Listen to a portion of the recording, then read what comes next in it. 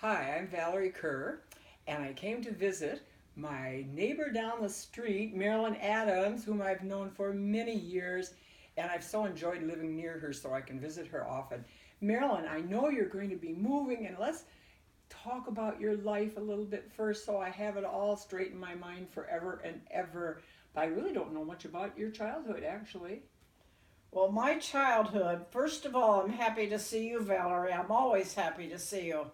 But my childhood, I was raised in a wonderful Christian home. My parents took me to church. I was a church girl, and I feel very thankful. Did you have brothers and sisters? I know I you had a had one sister. sister that passed away September the Yeah. 13th. I had two brothers. My oldest brother passed away in 99, and my youngest brother lives in California as a pastor. He was a pastor. Oh, wow. Were you raised on a farm? No, no, city. I was a city slicker. Oh, they're from Indiana? Richmond, Indiana. I'd heard something about you being from Indiana.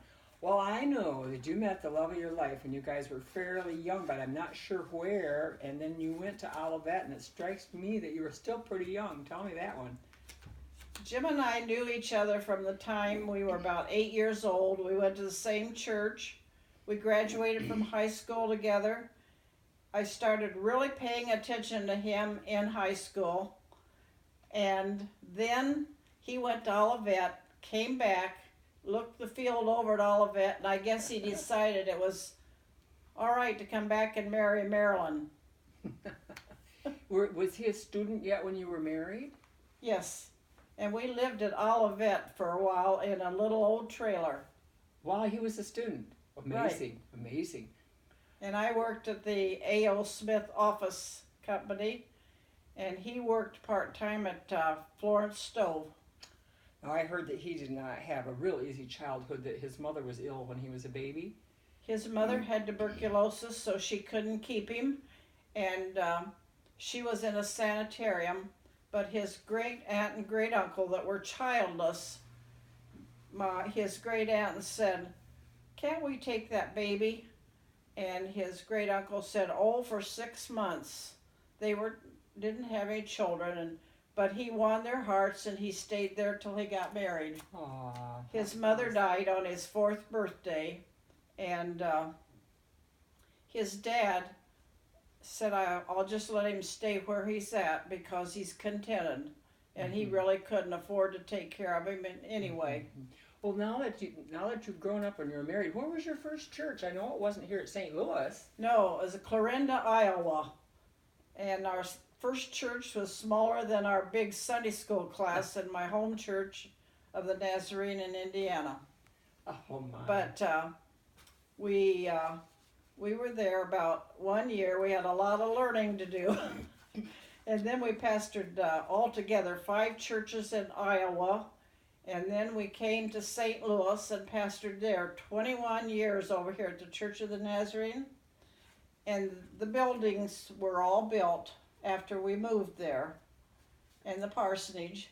Because you lived in a older house downtown, and We you live were in in a an older small house. church too, weren't you? So the new parsonage was right next to the church, and that was a great day. Ah.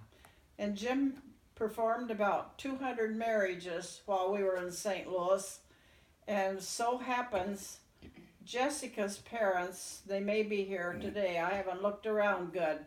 Um, Kurt and Tammy Oswald, she was a Fitzgerald. He performed their marriage. And Valerie, you remember, he performed your daughter's All three of them. marriages, all three. And then Debbie Mahala, she was Debbie Zen. He performed her marriage.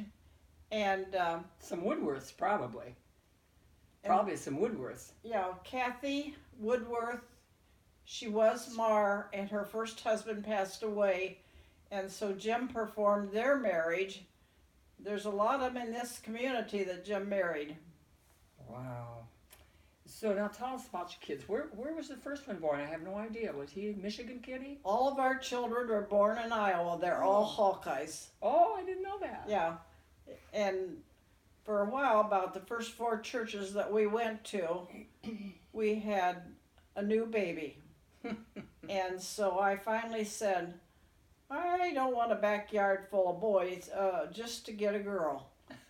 So we decided to get a cat and a dog after that. Oh, when I met you, the boys were all still at home when I Oh, first met right. you at St. Louis.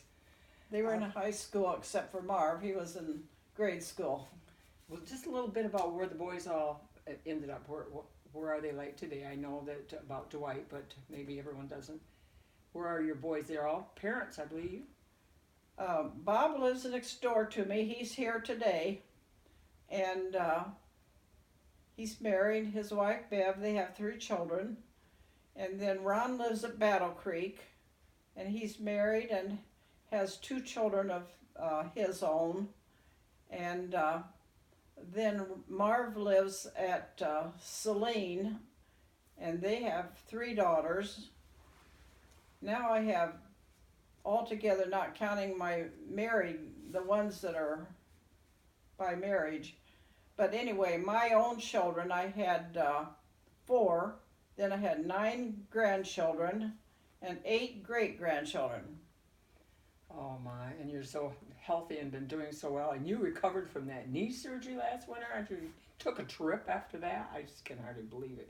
You give me encouragement of what I can do when I'm... Said if I got over my knee surgery, he'd take me to Florida, so I flew to Florida.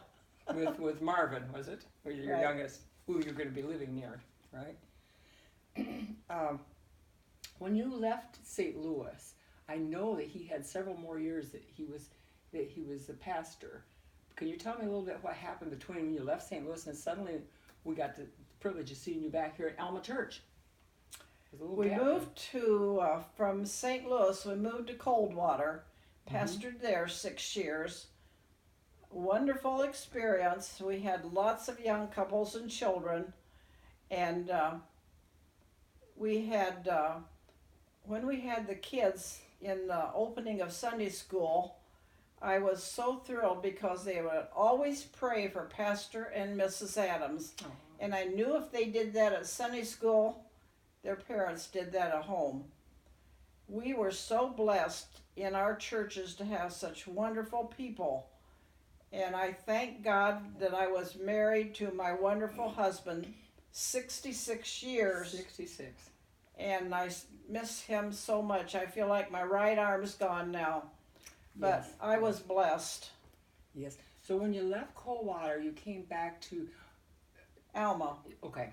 Yeah, We moved into a little trailer or mobile home over at Scottsdale Estates. And then our youngest son said, he knew Jim would really like to live in a house, so he said, I'm going to build a house for you. And this to is live where we in. are right now, right? So he built this house for us. That's so nice. And fortunately, Jim got to live in it for several years before he passed away.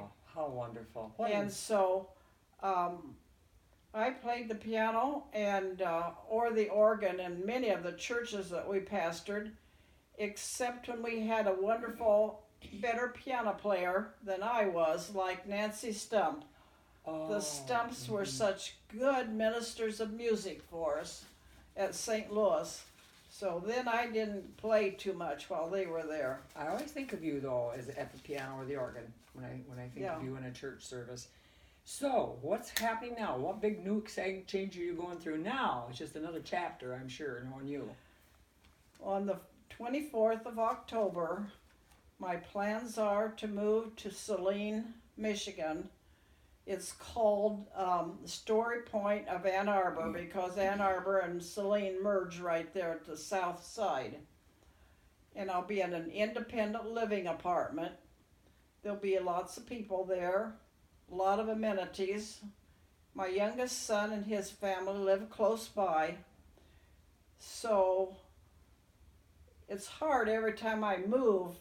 I cry every time we leave churches because I got so attached to people and loved them and didn't want to move. And it'll be the same here, I know. But then I always make new friends. I know you do. I know you will. You will have a whole group right around you talking with you before you even know it. But my scripture is, God is my refuge and strength and a mighty help in time of trouble.